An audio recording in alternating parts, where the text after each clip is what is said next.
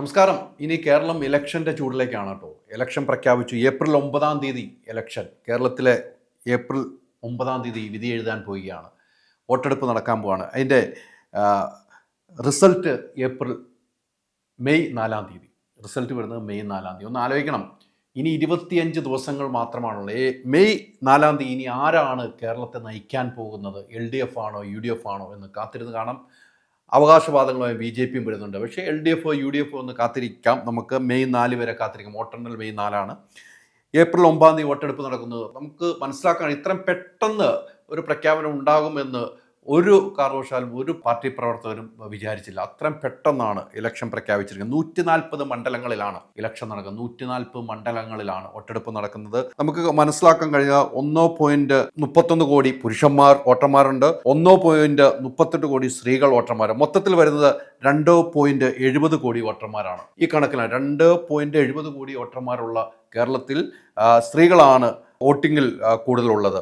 275 transgenders മാത്രമാണ്. 277 ട്രാൻസ്ജെൻഡേഴ്സുമുണ്ട്. 471 polling ബൂത്തുകൾ. ഇത്രയും പോളിംഗ് ബൂത്തുകൾ വരുന്നു. വലിയ സജ്ജീകരണങ്ങളാണ് ഒരുക്കുന്നതെന്നാണ് ഇലക്ഷൻ കമ്മീഷൻ പറഞ്ഞത്. വലിയ സജ്ജീകരണം ഒരുക്കിയാണ് ഇലക്ഷൻ ബോർഡിലേക്ക് പോകുന്നത് എന്നാണ് നമുക്ക് മനസ്സിലാക്കാൻ കഴിയുന്നത്. എന്തായാലും വലിയ ചൂടായിരിക്കും. നല്ല ചൂടാണ്. വേനൽ ചൂടിൻ്റെ കടുപ്പമേറുന്നു ഇലക്ഷൻ ചൂടിലേക്ക് പോകും. പക്ഷേ അതെല്ലാം മറന്നുകൊണ്ട്, ഇനി കൈയും മെയ്യും മറന്നുകൊണ്ട് എല്ലാ പ്രവർത്തകരും ഇലക്ഷന് വേണ്ടി ഇറങ്ങണമെന്നാണ് എല്ലാ പാർട്ടികളും പറഞ്ഞിരിക്കുന്നത്. അത് നമുക്ക് കാത്തിരുന്ന് കാണണം. ഇനി ആരാണ് ഭരിക്കുന്നത്? കേരളം 3-ാം പ്രാവശ്യവും പിണറായി വിജയൻ വരുമോ എന്ന് കാത്തിരുന്ന് കാണാം. അതോ UDF ആണ് വരുന്നത്? UDF വന്നാൽ ആരായിരിക്കും മുഖ്യമന്ത്രി എന്ന് കാത്തിരിക്കേണ്ടതുണ്ട്. മുഖ്യമന്ത്രി പദത്തിലേക്ക് പല ആളുകളുടെയും പേര് പറയുന്നുണ്ട്. ആരായിരിക്കും UDF വന്നു കഴിഞ്ഞാൽ മുഖ്യമന്ത്രി? പക്ഷേ LDF വന്നു കഴിഞ്ഞാൽ പിണറായി വിജയൻ തന്നെയാണ് മുഖ്യമന്ത്രി എന്ന് നേരത്തെ തന്നെ പറഞ്ഞിട്ടുണ്ട്. എന്തായാലും ഇലക്ഷൻ പ്രഖ്യാപനം കഴിഞ്ഞിരിക്കുന്നു. ഇലക്ഷൻ്റെ മെയ് 4-ാം തീയതി വോട്ടെണ്ണൽ കഴിയുമ്പോൾ കേരളം ഇനി ആര് നയിക്കും? കേരളത്തിൻ്റെ ആരുടെ കയ്യിലായിരിക്കും ഭരണം ഏൽപ്പിക്കുക എന്ന് നമുക്ക് കാത്തിരുന്ന് കാണാം. പുതിയ വോട്ടർമാർ ഉൾപ്പെടെ ഉള്ളവരുണ്ട്. എന്തായാലും വോട്ടുകൾ പരമാവധി വിനിയോഗിക്കണമെന്നാണ് ഇപ്പോൾ ഇലക്ഷൻ കമ്മീഷൻ പറഞ്ഞത്. എല്ലാവരുടെയും അവകാശമാണ് വോട്ടെന്ന കാര്യത്തിൽ സംശയമില്ല. എന്തായാലും നിലവിലെ സാഹചര്യത്തിൽ ഇലക്ഷൻ പ്രഖ്യാപനം വന്നിരിക്കും. 25 ദിവസങ്ങൾ മാത്രം പോളിംഗ് ബൂത്തിലേക്ക് പോകാൻ, വോട്ട് ചെയ്യാൻ 25 ദിവസങ്ങൾ മാത്രമാണ് ഇനി ബാക്കി.